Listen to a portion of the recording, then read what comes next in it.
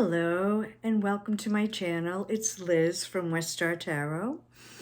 And today I'm going to talk about my month of May, favorites and fun things I did this month. I was, looking back on the month or thinking back on the month, and I thought, wow, it seems so full. What did I do? And I had to kind of think a little while to remember, oh yeah, I did that and that and that. And, there was actually quite a full month this past month of May. So I'm going to start off by talking about how I started out the month, which was Beltane.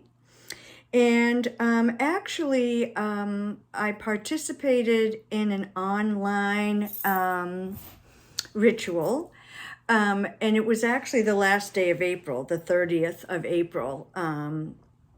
But I consider Beltane to be a May festival or May holiday, so I'm including it in May, not April.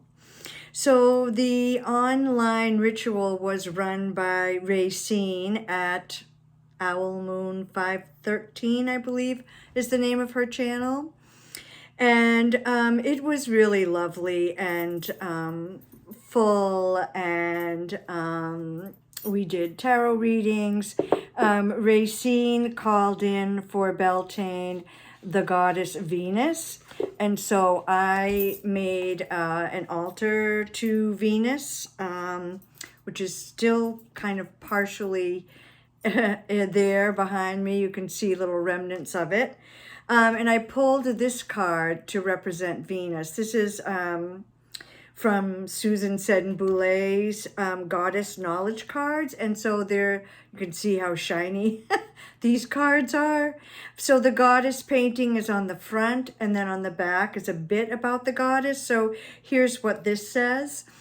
Venus is the Roman goddess of grace and love, called Aphrodite by the Greeks.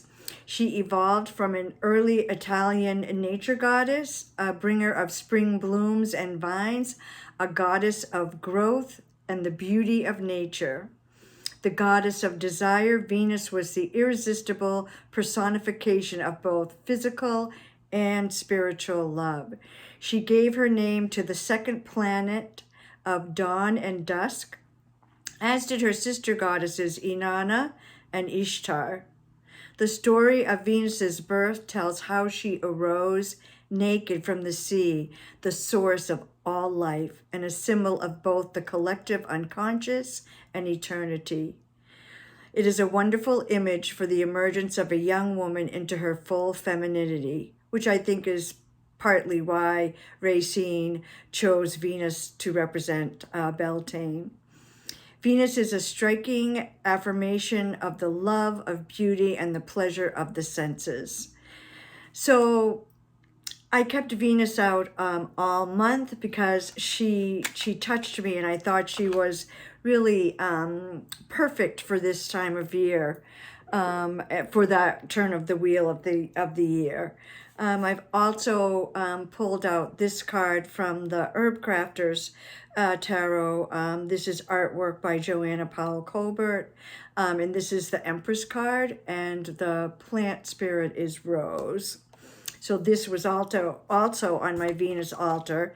And then I pulled this card from the Mother Piece, the star card, and I'm just seeing Venus in this pool, bathing and enjoying the beauty of nature and being beauty personified. So that was Beltane. We had a full moon in Scorpio. We had a lunar eclipse. This is all at the beginning of May. And we had, then we had the lunar Beltane.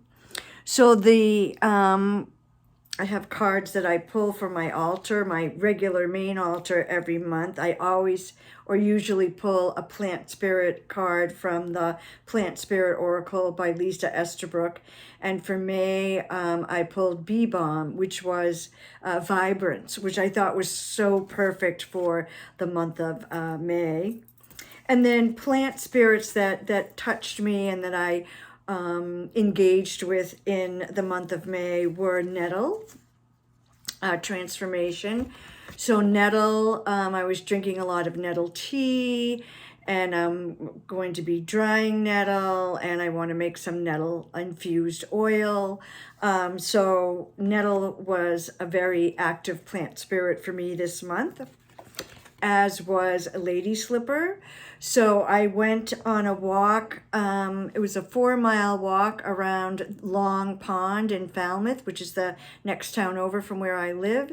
It's the main water source for the town of Falmouth. And although it is called Long Pond, it's really a lake. And it is the water supply for the town of Falmouth, 80% of the water supply for the town of Falmouth. In the winter, they pump out 1 million gallons a day. And in the summer, when all you summer people come down, yeah, you guys, 8 million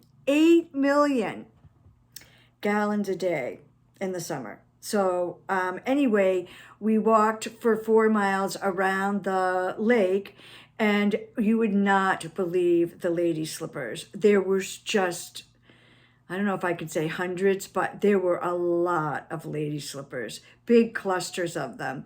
It was so wonderful. And it was just a gorgeous day. And it was a group of maybe 20 folks. And it was just heart lifting and heartwarming and just so wonderful. And so that was Lady Slipper. And then towards the end of May, my beautiful Rosa rugosa came into bloom, and it will continue to bloom throughout June and into July. So for the month of May, when rose started blooming a little bit earlier than usual, I make rose petal elixir. So this is just one jar. This is the 3rd batch I started. And I just put, you can see the ones I just added in today. They're sort of fresher looking on this side. And then over here, you can see the ones that have been macerating in the vegetable glycerin for several days. And this brought to mind alchemy for me. And I'm reading a book on alchemy, and alchemy is about transformation. And so these beautiful roses, I don't know if can I see, so this is the basket. Oh my gosh, they smell so good. So this is, some roses I've just picked, and I will be using them for glycerin, but I'm also drying them to use in bath salts and spell work, and for, rolling candles in, and also I'm going to make rose infused oil. So I'm doing a lot of different things with rose, and this time of year, when she is in blossoming in full bloom, it just does my heart so beautifully. I wanted to say rose is heart healing on the metaphysical and physical level. And look, the petals are heart shaped. So that's, the doctrine of signatures, which tells us that plants give us messages about, what they can be used for, their healing properties and their energies by how they look, their shapes, their colors, where they grow, when they bloom, how they bloom, how they grow, are they in dry conditions, moist conditions, so forth and so on. So those are my plants, and yeah, it was a lot, and I'm just so happy. This time of year just makes me so happy. So I pulled 2 goddess cards. This is from Lisa de St. Croix's goddess deck, Hecate and Kuan Yin. So Hecate kind of carried over from the previous month, April, and I still wanted to feel her energy, but I also wanted to bring in Kuan Yin. So these were not randomly chosen, but chosen purposefully. So Hecate, meet me at the crossroads. I will guide you through the darkness, through the underworld. I, the torchbearer, will protect you. Mix your herbs, protect your witchcraft. I, the sorceress, will assist. I know the hidden magic of plants. Practice your nocturnal rites.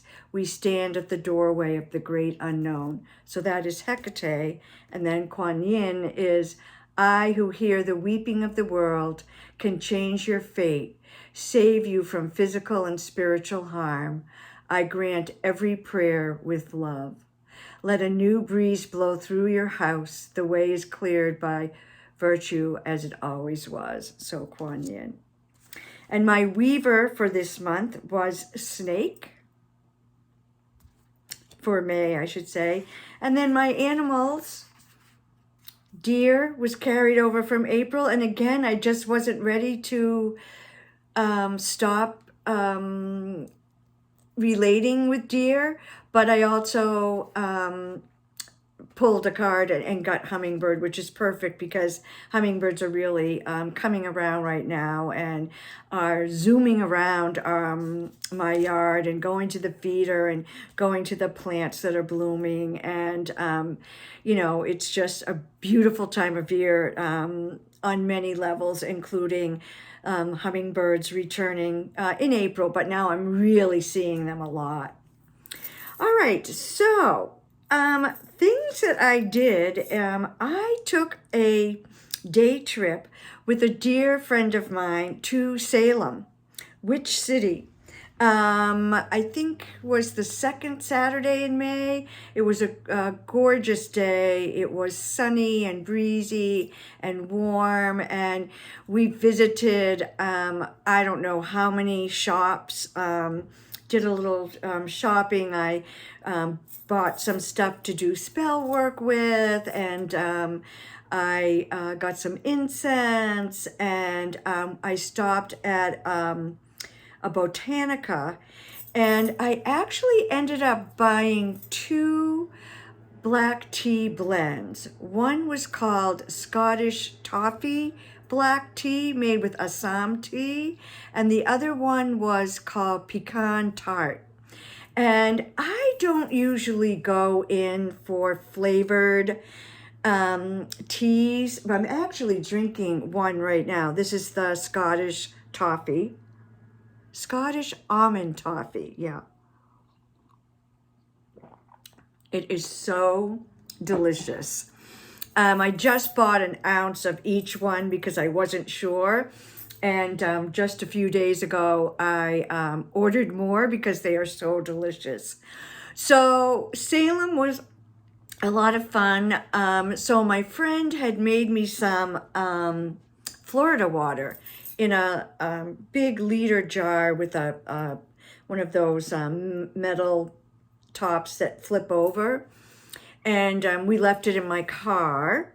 And so we walked around Salem for, you know, a couple hours, went to different shops, went out to lunch, and, you know, just had a great time. And we got back to my car, and I opened up the trunk to put our parcels in, and I said, "Ooh, that Florida water smells so good in my trunk." And then we were like, uh-oh, glass everywhere. So apparently the weather was warm enough so that it heated up in my trunk, and the Florida water expanded and couldn't go out the top, so it actually exploded and broke the glass.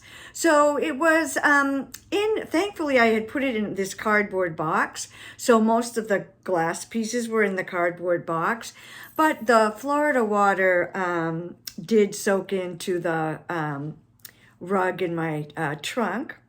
I was sad because it was just this huge bottle of Florida water. However, to this day, a month later, whenever I open my trunk, it smells so good. So I have a Florida water scented trunk now. So too bad I can't use it for my rituals and blessings and so forth, but at least my car smells good. And I don't know, so I had the beautiful lady slipper walk. I had the beautiful trip to Salem. I spent a couple days visiting with my daughter, which was really fun. And so all in all, oh, and I did a lot of gardening. I started seeds. I planted pots of annuals. And when I visited my daughter, I got 4 Tulsi plants and some motherwort for my garden. So that was really exciting.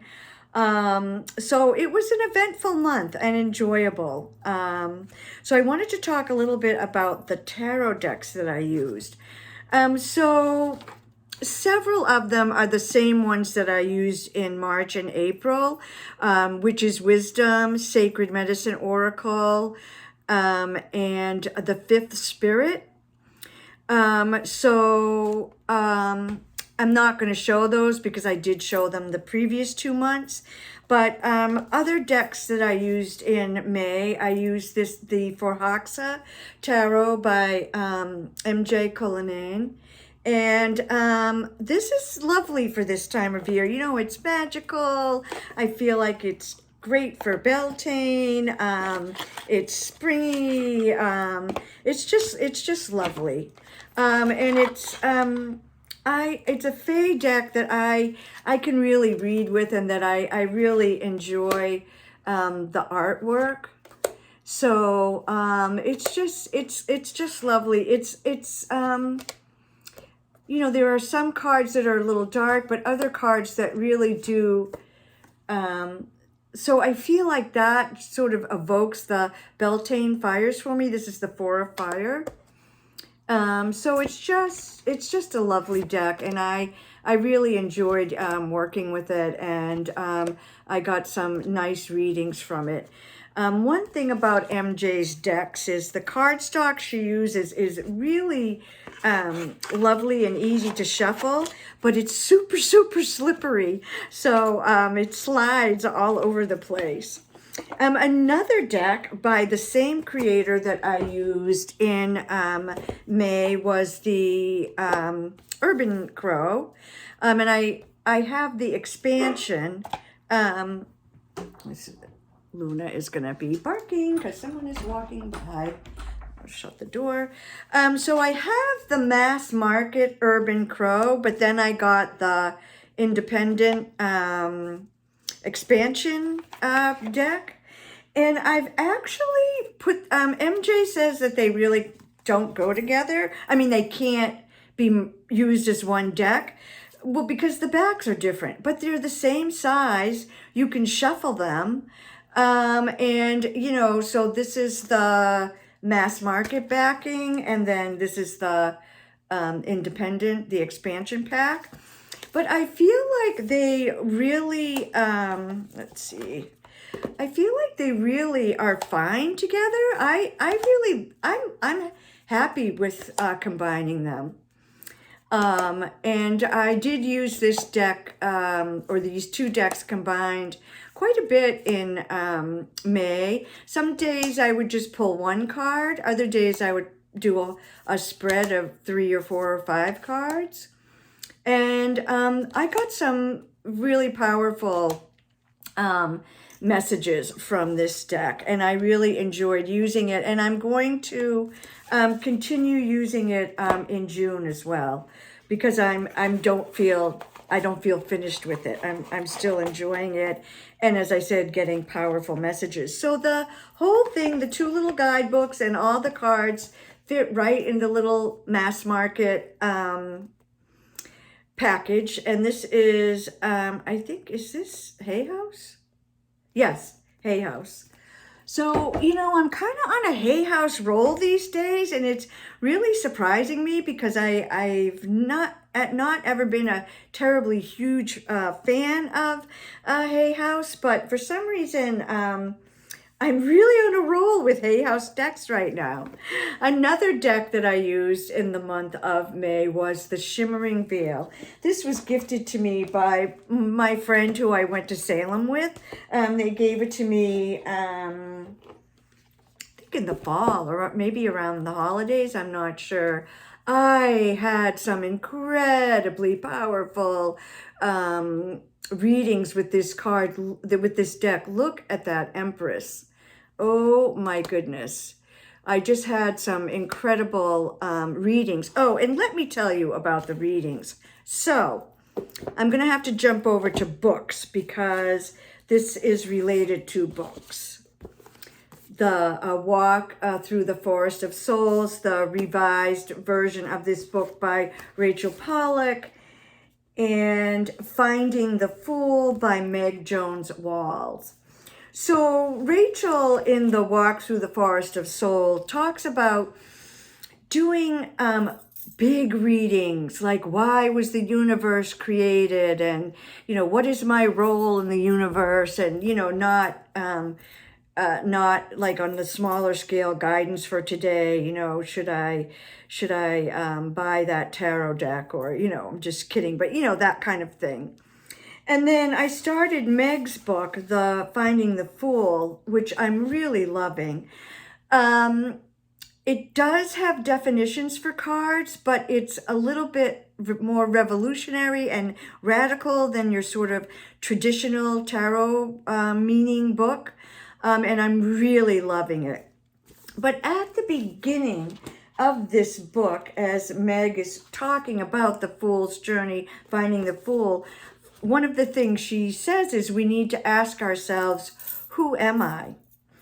And so I decided to do a tarot reading using the Shimmering Veil, and I asked, who am I?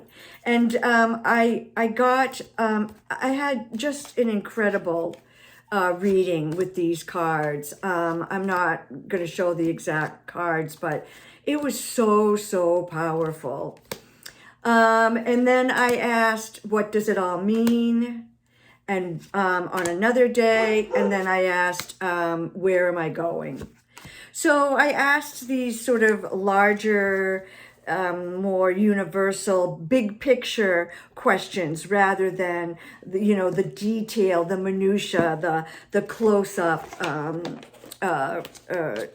questions. And I ask those questions. Sometimes we want to know the answers to those questions. We want to know, smaller details, guidance for today. What do I need to know to have my best day today, or whatever. But then sometimes it's also good to go with the big picture, get the wider view, the higher perspective. And that's what I did with Shimmering Veil. And I'm feeling like that's probably how I'm going to be using Shimmering Veil moving forward, is for these bigger picture, higher level readings. So those were two books that I started and got working on. I have and read the original version of this, but I thought, that it would be nice to have the revised version as well. So I'm reading that. And then I'm in a book group where we're reading We Heal Together. This is by Michelle Cassandra Johnson, Rituals and Practices for Building Community and Connection. I talked about it in April, for April, because that's when we started the book group, but I'm continuing to read it, and I'll be finishing it up in May. And then this is another book that I've been reading, Tarot for Change. My daughter gifted this to me for solstice. And I started to read it straight through. But it does have tarot definitions. And it talks about tarot from a psychological, spiritual healing perspective.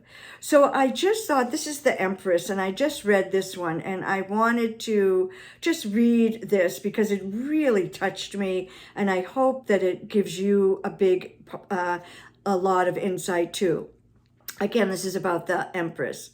Because many of us grew up in homes where learning to regulate emotions and tolerate distress wasn't part of the culture or curriculum, We instead learned the habit of disassociating to cope, simply leaving the body when it becomes too much to be there. We return for moments here and there, but when it gets scary, we leave again. We leave by drinking, shopping, scrolling on our phones, having sex with people we don't feel safe with and barely know, and any number of exit strategies. For me, I will say eating shit tons of sugar. We numb in whatever way we can because that's our best strategy for dealing. But ultimately, it never helps because numbing is not healing. That really, really touched me. We numb in whatever way we can because it's our best strategy for dealing. But ultimately, it never helps because numbing is not healing. So that is something I'm going to do a tarot. I'm going to use Shimmering Veil to do a tarot reading about that, about numbing and how numbing isn't healing. So rather than reading this book, Tarot for Change, straight through, what I'm doing is when I pull a particular card and I start thinking about it and I want to know more about it, I'll pull out Jessica Doerr's book and I'll look up the card in her book. So as I mentioned, I had pulled the Empress out for my May altar, and so that's why I looked the Empress up in that book. I'm continuing to work with and read Tarot and Astrology by Corinne Kenner. This is, for me, has completely enlightened me, and the light bulb has gone on, and I'm totally getting things, and I'm doing the Decan or Deacon walk, and I'm just learning so much. So for the month of May, we finished up Taurus. We had the Six of Pentacles, second Taurus, and the Seven of Pentacles, third Taurus, and then we went into Gemini with the, boy, Gemini's rough, 8, 9, and 10 of Swords. Anyway, we are now on the 9 of Swords, but now that's into June. So I'm learning a lot and things are falling into place. And, you know, I don't even have to look things up in the book now because I know, okay, cardinal, fixed, mutable. I know which cards go with which modalities and which elements, and it's all clicked. It's making sense. So that's pretty exciting. Something I've been trying to figure out for a darn 3 decades or something. One book, you know, made it click for me. So this was the new tarot deck that I got in May, Tarot Ultraviolet. It's by a creator in Canada, in Montreal. And it is, I have not really used it. You're going to see that it's in order. And the creator goes by the pen name Ultraviolet. It's all in French. It's an LGBTQ plus deck. And I'll just show you a few of the cards. I really like the artwork. Really, really like the artwork. As I said, I have not used it yet. You can see it's still in order. I am going to do like a first impressions video for this one. So I'm not going to, I'll go through and just show you the majors, but we'll stop when we get to the end of the majors. It's just a wonderful deck. I love her artwork. I think I should say their artwork. I'm sorry. And here we, yeah. Le Monde. So I'm really, really enjoying this deck quite a bit as I've looked through it. As I said, I have not done a reading with it yet. I haven't even shuffled it. So I will be doing a walkthrough, and I will be using it in June. And so for my June favorites, I'll be talking a little bit more in detail. The crystal that I really enjoyed working with in May was Sunstone. And then, for the fiery, the Beltane fires, and then this beautiful rose quartz. So that is my month of May. It was packed, jammed full, and fun and enjoyable.